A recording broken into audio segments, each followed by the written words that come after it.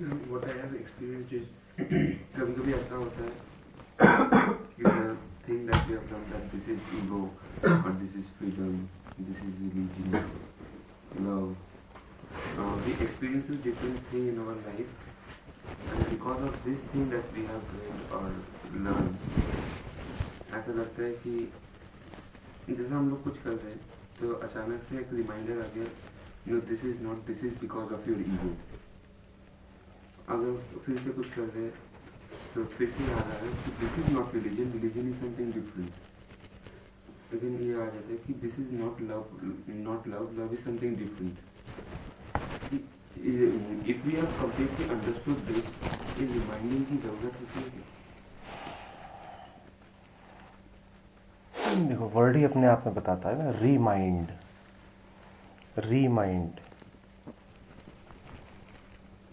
The apparatus is very much ready, but it has to be kind of reignited.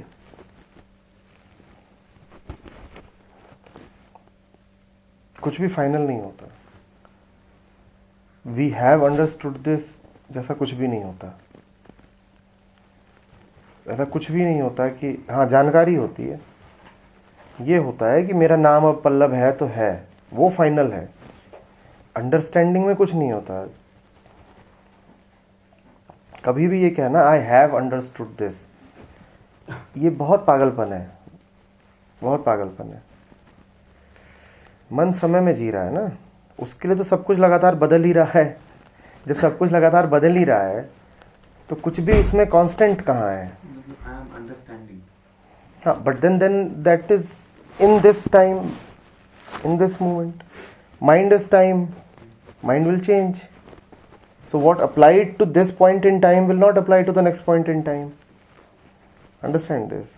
Nature of mind is to change and constantly change. So whatever is in mind is subject to change. All your thoughts are in the mind, but including it is constantly seeking the unchanging without knowing. Without knowing, it does not know what it is seeking. Even the unchangeable is just an image. It has no thought. Mind, when the mind says I know something, all it claims is that I have a thought about it. The mind has no other meaning of knowing. When we say we know something, what we mean is now we have a thought about it. Knowing means nothing else to the mind. It only means now I have the ability to summon up a thought. अब मैं उस विषय में विचार कर सकता हूं, बस यही है. तो जब आप बोलते हो आई हैव अंडरस्टूड दिस, तो हमारा आशय बस इतना ही होता है कि अब मेरे सब पास उसकी एक क्या इमेज है. तो ये बहुत खतरनाक स्टेटमेंट है, आई हैव अंडरस्टूड दिस. इसका इतना ही अर्थ है कि अब मैंने उसको अपने विचार के दायरे में डाल दिया. आई हैव अंडरस्टूड दिस जैसा कुछ होता नहीं.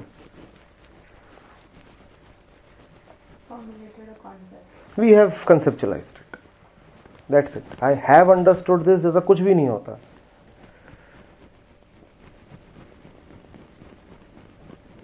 You can't know if you understood something. You will know only by the absence of disturbance. When you don't understand anything, you are in understanding. Now the mind is in understanding. And when the mind is in understanding, floating freely, then the mind is not disturbed, it is relaxed. So only by that symptom can you tell that things must be all right. By the absence of agitation can awareness be known. How do you know that you are aware? Because you are not agitated. Beyond that you cannot reason it out. You cannot say that now I know these 4 verses of Gita, so I am calm. नहीं. You cannot reason it out. You cannot put a cause and effect to it. कि मैंने 4 श्लोक गीता के पढ़ लिए, मैं इसलिए शांत हो गया हूं. ये बिल्कुल उसको कभी नहीं जान सकते कि शांत क्यों हुए हो. हाँ, शांत हो इसके कुछ चिन्ह आ जाते हैं, और उसी का नाम अंडरस्टैंडिंग है। ये मत पूछना कि क्यों है, कुछ पता लगेगा भी तो आधा अधूरा लगेगा, पूरा नहीं लग पाएगा। Never think that you can really ever know the cause of anything.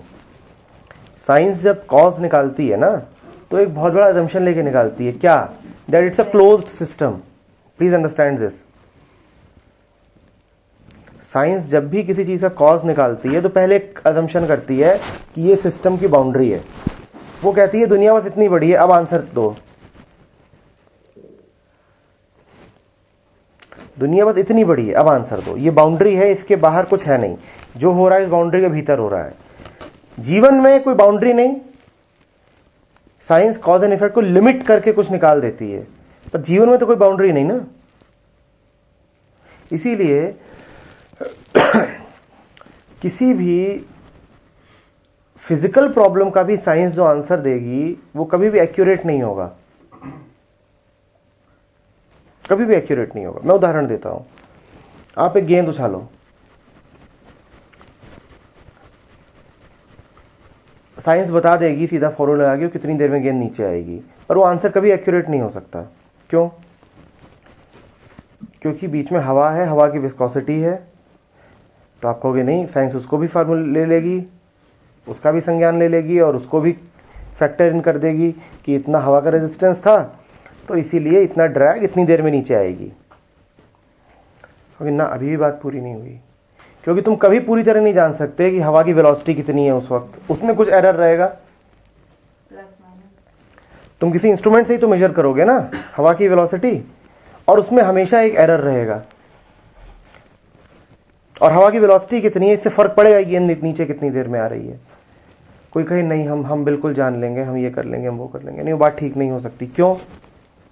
क्योंकि अनप्रेडिक्टेबल फैक्टर्स हैं।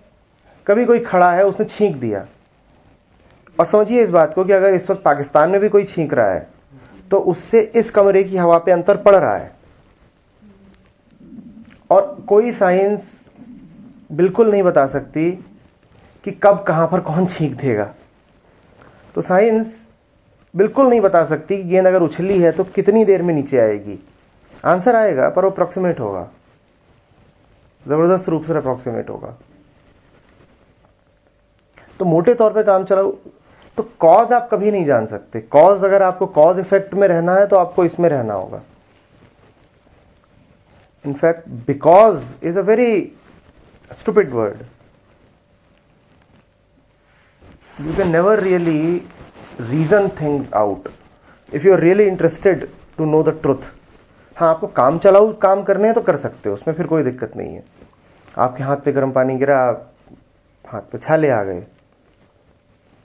ये काम चलाऊ जवाब है, काम चल जाएगा। कोई पूछे क्यों हुआ, आप उत्तर दे सकते हो, गर्म पानी गिरा, इस पे छाला आ गया। लेकिन ये पूरा जवाब नहीं है, ये पूरा जवाब नहीं है, क्योंकि आपको पूरी कहानी कभी पता हो नहीं सकती। उस पानी के गिरने के पहले एक बड़ी लंबी चौड़ी कहानी है, और वो कहानी आप कभी नहीं जान पाओगे, कभी कोई जान ही नहीं सकता, क्योंकि उस कहानी को जानने के लिए आपको पूरे यूनिवर्स को जानना होगा। पूरे यूनिवर्स की प्रक्रिया का नतीजा था कि आज सुबह सुबह आपके हाथ पे गर्म पानी गिर गया। समय की शुरुआत से आज तक जितनी घटनाएं घटी हैं कहीं भी, उन सब घटनाओं का निचोड़ है ये कि आज सुबह आपके हाथ पे पानी गिर गया। आप कैसे जान लोगे? हाँ, काम चलाऊ तौर पे आप, डॉक्टर पूछे क्या हुआ, घर पानी गिर गया, ठीक, वो शांत हो जाएगा, पर ये कोई पूरा जवाब नहीं है। तो कभी भी ये कहना कि मैं क्यों समझ गया, नहीं, ये मत पूछिए। क्यों समझ गए कोई नहीं बता सकता। हाँ, समझ गए, इसके चिन्ह आने लग जाएंगे, मैं समझ गया हूं। और उल्टी बात भी उतनी ही सही है। आप कितने ना समझ हो, ये इससे पता चल जाएगा कि आपका दिमाग कितना गोल गोल घूमता रहता है।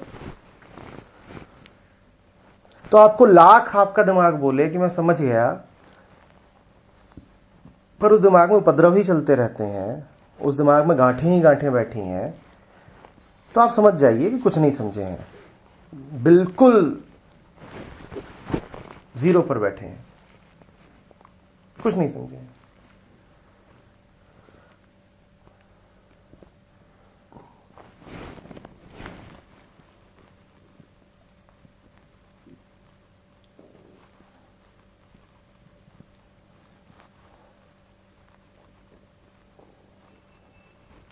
जो समझेगा उसका एक ही चिन्ह है कि जीवन में एक शांति रहेगी। Being is the only proof of understanding, not your words, not your confidence or conviction. You may feel very confident, I have understood. That does not matter. That confidence is not calmness.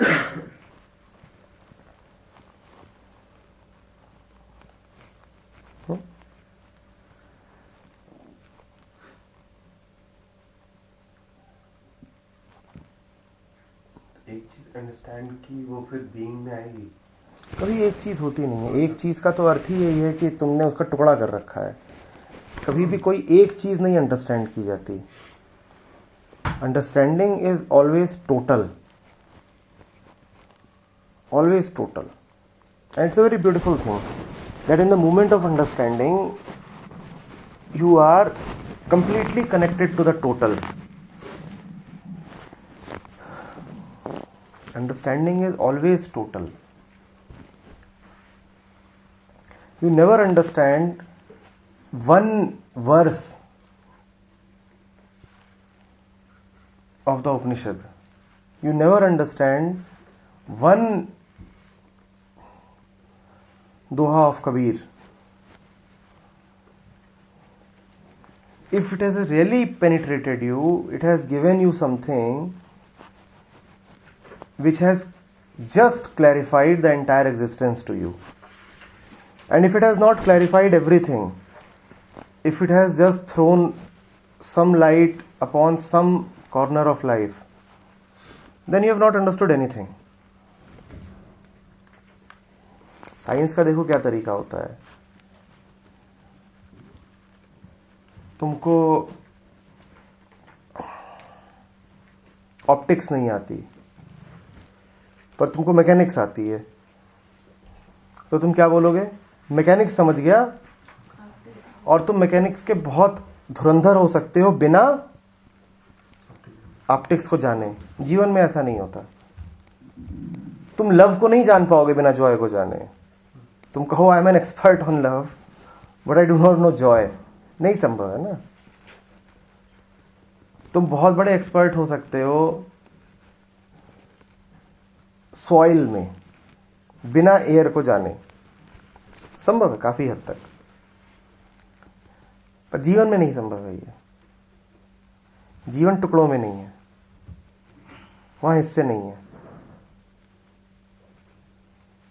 हमारी understanding experiential है और कोई भी experience पूरा नहीं होता, इसलिए understanding complete नहीं हमारी। और हमारी अंडरस्टैंडिंग बहुत जल्दबाजी की है, क्योंकि अहंकार बहुत जल्दबाजी में रहता है ये कहने की कि मैं समझ गया। कुछ नहीं समझे। या कि ये दावा तो करे कि थोड़ा थोड़ा समझ गया।